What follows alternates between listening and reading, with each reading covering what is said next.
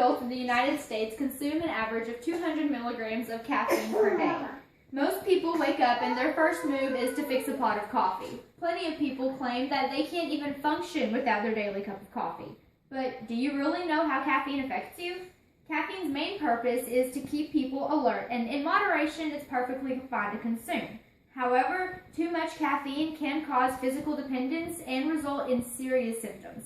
Caffeine has become such a prominent part of today's society that 7th, 8th, and 9th grade students have been found to consume an average of 53 milligrams of coffee per day. I'm a senior in high school, and personally, I consume at least 2 to 3 cups of coffee a day.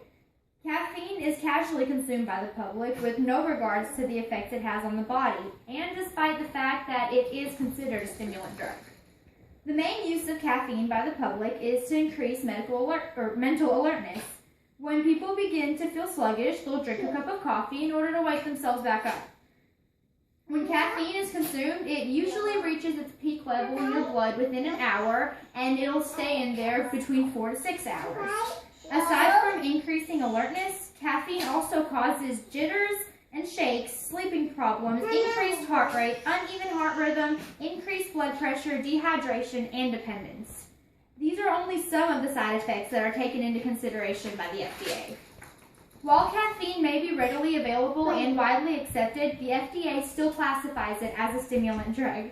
Caffeine has been effective with pain relief, prevention of dizziness, improving asthma, preventing gallstones, and preventing type 2 diabetes.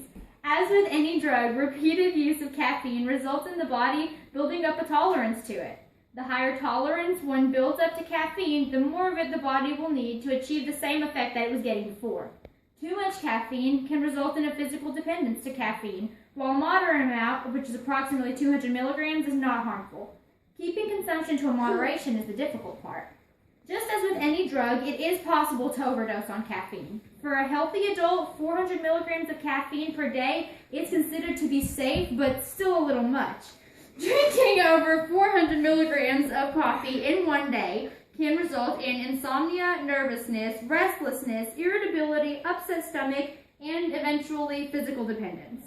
Experts have agreed that 600 milligrams of caffeine, the equivalent of 4 to 7 cups of coffee per day, is too much.